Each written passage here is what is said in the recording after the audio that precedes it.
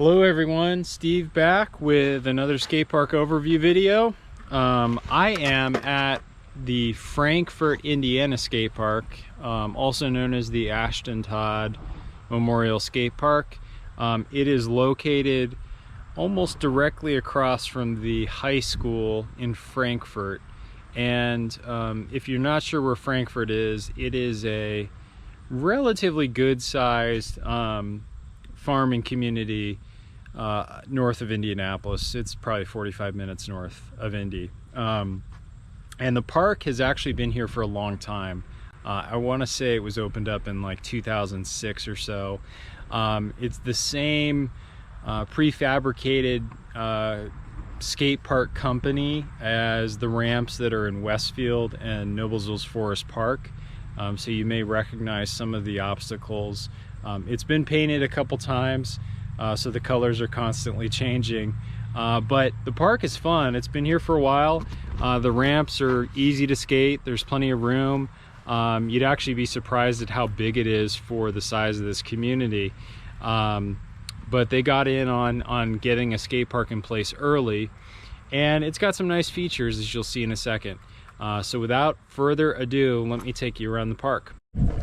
So as you walk into the park for the first time, you're going to see this little quarter pipe, and all of the ramps, I want to point this out, all of the ramps were sunk into the ground, and then they put the ramps in first and then poured the concrete, which is actually pretty genius for these prefab ramps.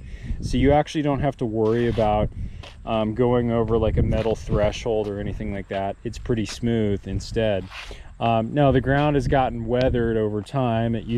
This surface used to be a lot smoother, but the ramps, given their coat of paint, have stayed really smooth over the years, and everything is really predictable. So you know, you're gonna have the same radius on pretty much all of the transition, and as you can see with this 3-foot quarter, it's got some nice width to it, so good for learning tricks on.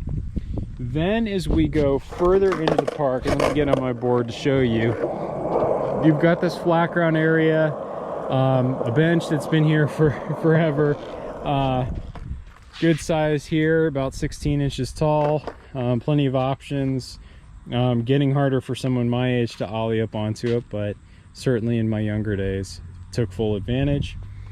Then you've got this square flat bar, very standard, about 12 inches, 10 or 12 inches tall and 8 feet long, so good to learn on that. And then as you head into the back corner over here, you've got a hip with a ledge set on top of it.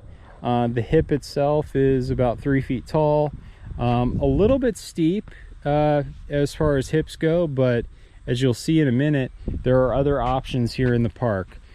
So this does give you some potential to do some tricks and also hit the box at the top. Kind of like how this was set up. Although it's not very long, you do get an opportunity to skate it like a bump to ledge. Now as we can continue on to the park, we've got our first box / manual pad. This one is 10 inches tall. You do also have a round flat bar. Kind of is the opposite of what you have at Noblesville's Forest Park. Now this one is a bit wider, but it's kind of an inverted version of what you have at Forest Park, where instead of the rail being on this side and being front side for somebody who's regular, if you're skating off the box, it's on this side over here. And then the out ledge that's a bit taller, about 2 feet tall, is on the opposite end. But either way, the dimensions are pretty much the same. Again, this one's a bit wider, but everything else you're going to recognize in terms of how it's set up at this particular park. Then over here you've got your second hip, much steeper obviously, with quarter pipes in it. These quarter pipes have pretty tight transitions, sharper radius. They're about 3 feet tall, and then the hip itself is 4 feet tall. Now you'll notice it has fallen into a bit of disrepair.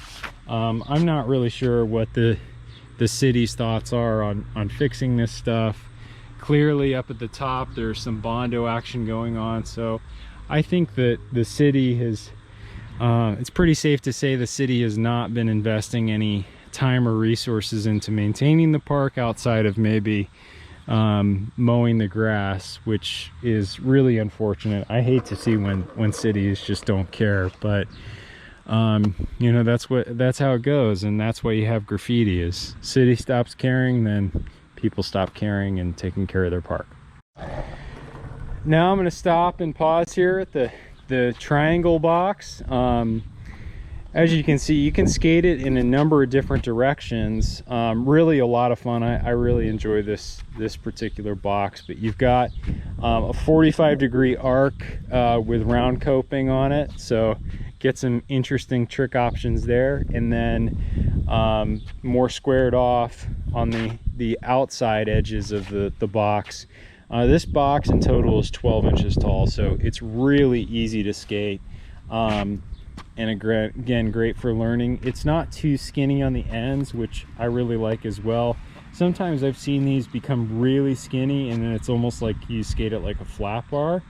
That's not the case here. And another nice feature is that the metal wraps over the top of it and goes out about 6 inches. So makes it a little bit easier to slide and a little bit more predictable. Then is the most mellow pyramid hip area at really any park in the area. And I really like this just because it's super good for learning tricks on it. You don't have to worry about shooting out or getting excessive speed. Really is a nice slope. Is about 2 feet tall in total, maybe 2.5 feet. But it slopes out about 5 feet, so super mellow. And then you've got this nice long rail, which also skates as a bump to bar, and then symmetrical box slash hubba on the sides that provides quite a few options as well. Easy to get onto. The top here has plenty of run room, so you actually have enough time to set up for really any trick you want to do on the boxes as well as the rail. I've seen some of these prefab parks where it's really short up top and you just don't get that time to set up. This is not the case, so really good for learning. I've had a lot of fun with this particular box, obstacles, rail. Probably won't skate it much these days, but back in the day, certainly a lot of fun. Now we have another hip. This one's a bit better for transfers. 4-foot quarter pipe with somewhat of a tight transition, but you don't really notice it when you're skating. Perfectly fine for skateboards. A few chunks missing as the park's gotten more weathered over time and needs some work, but holding up all right. And this transitions into a 4-foot spine with twin coping on the top. Very similar to what's at Noblesville's Forest Park, just a little bit taller. Probably some more options there. A little bit gnarlier for folks, but this works well for both skaters and bikers. And this goes into another hip. They should just call this Hip Park. This hip has obviously seen better days over the years, but holding up okay, I'd guess. And that's where you get into the first mini ramp with extensions. So this mini ramp, obviously plenty of flat bottom, so kind of difficult to hold speed if you don't have bigger wheels and faster bearings. But this one's fun because you've got plenty of room to work with. Start with 4-foot quarters, and then an escalator extension goes up to 5 feet. And then on the other side, a straight extension that's 5 feet tall with 4-foot quarters as well. So this gives you plenty of room to work with to skate. Just be careful with some of the ground because there are large chunks missing. One thing I did want to point out as we're kind of back towards the entrance is that you do have this transfer area as well that's about 3.5–4 feet wide. So you do get some options to transfer across that if you feel like getting gnarly. And then we'll check out this center area, and we're almost done. There's a lot to talk about at this park, but that's a good thing. So you do have this 6-stair rail with twin hubbas. Not a lot of run room to get up to this, but it's probably good for kids who are trying to learn how to skate gaps. I won't be jumping down this anymore, but did have fun skating this in my younger days. But good for learning. Square rail's a little bit sketchy just because it's short and steep, but the hubbas go out nicely and provide some options there. Easy to get on as well. The top is just a little chunked up as time is worn on. And then finally, you've got this other mini ramp area, kind of the symmetrical version on the other side of that 4-foot quarters to then a 5-foot extension, and then on the other side just a completely flat 4-foot quarter. Some chunks missing again, but overall it's holding up okay.